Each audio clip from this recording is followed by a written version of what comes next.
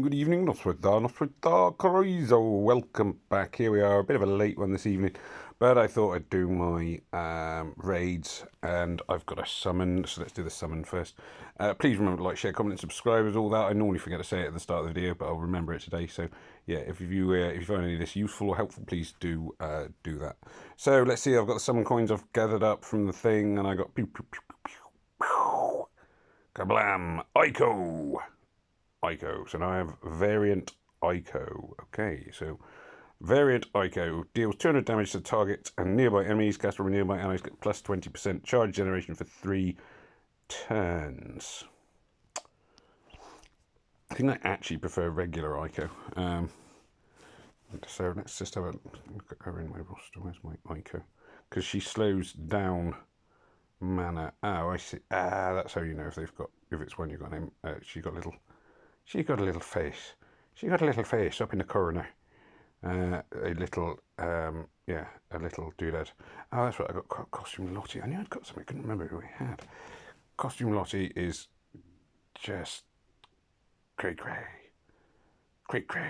920 damage all enemies. Attack bypasses defensive buffs, including counterattacks. All allies get plus 46 attack for 3 turns. The good bypassing counterattack thing there's quite good. Interesting, intriguing. Resist standards 1 is 155 minus 80 defense, because I'd quite like the defense down thing with him as well. Her, sorry, I should say her. I'm pretty sure it's her. Looking at the costumed version sort of answers that question, which has been around for a long time, since the game started, I think. Anyway, so that's it. Well, at least the costumes now, you get a costume for a hero you've actually got. I will probably try and work my way through some more and get some more tokens, but I'm not going to be doing that now. Anyway, so let's get into the raid tournament. Not a great start. 2 defeats out in the first 5. Top 75% only by the fact that defences have improved a lot. They've gone from E to C, so that's a good step in the right direction.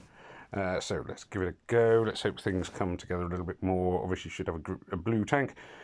Oh, dearie me. They've got a blue tank, but they've got 3 reds, so I think I have to kind of go with blue as my primary colour here. Not going to take, obviously, a healer. The blue, yes, it is Bloody Battle, isn't it, this one? Yeah, so blue healer's not the best of choice. But as I think I've said previously, it's still better to have a blue or tank, even if, because some people, they might only have a few leveled up 4-star blues, and what's her name that I have just killed, she is one of the more, she's quite good 4-star blue. I use her quite a lot still. She's quite a good healer.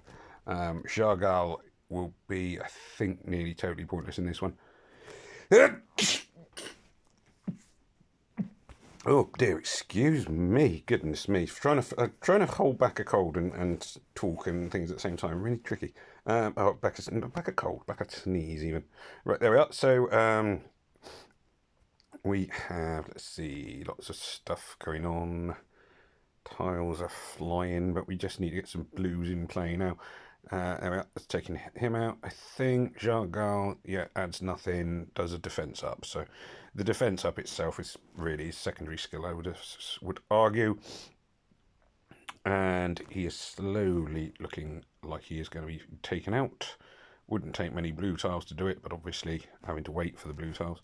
If this blue tile hits him, I think it'll kill him. Oh, there we are. And he's dead. Hooray! Fabulous. Too many healers would be my main comment on that team, and I would guess that he probably would have. What level is he? What level? Yeah, I would have thought he'd have some more 4-stars ready to play. It'd be better to take a different colour than to take, especially Jargal. Anyway, let's move on. Poor choice here with the tank, and 3 reds in a row is never a great idea. Level 53, they're all fully emblemated up. I'm assuming they probably should have had, this player will have better heroes available. Should have some blue heroes to go as tank. So poor choice. Does obviously make it quite, potentially, I mean, it's still no absolute guarantee, but it should make it quite easy for me to break this team down. Not going to target, what's her name? Astrid. Yeah, Astrid. Mainly because the the tile damage to her is pretty intense when it gets there. If it gets there, working my way. Let's take out the trash. The zombie tentacle guy, and Astrid looking weak and dodgy now. Don't see her lasting too much longer. Oh, there we are. She's gone. Hooray! Astrid is down. Right. Okay. Let's have a look. Again, I would say this team, you've gone red's a poor choice. You should definitely be going blue. The counter-attack is in the wrong place because her skill will affect people either side of her, so it's best to put her between two heroes. Don't tuck her away in the corner. I know I sometimes forget that one myself. That one is one you can forget. I don't tend to forget it so much on defense teams though with Rana. It's more of if I'm doing my attack team, I forget that she can help other people. See, this Aiko there just went off, and she then reduces my mana and I find that more useful than the idea of her improving my charge speed personally. So I prefer non-costumed Aiko at the moment, but we'll see. Maybe the concept of costume Aiko will grow on me. One other question, I suppose, is there an advantage to leveling up the costume? Because I think you have to level up the costumes. Is there an advantage to doing it? Does it make the original hero stronger, whether you use their costume version or not? That's one I'll have to check out. Right, okay. Again, I would say this isn't a very well put together team. We've always got two perfectly good blues that would be the tank, and I've not put them in, which is just like, suit yourself. So it's going to be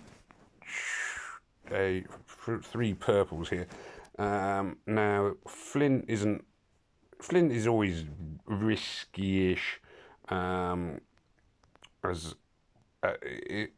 somebody to go up against, because obviously he does counter-attack.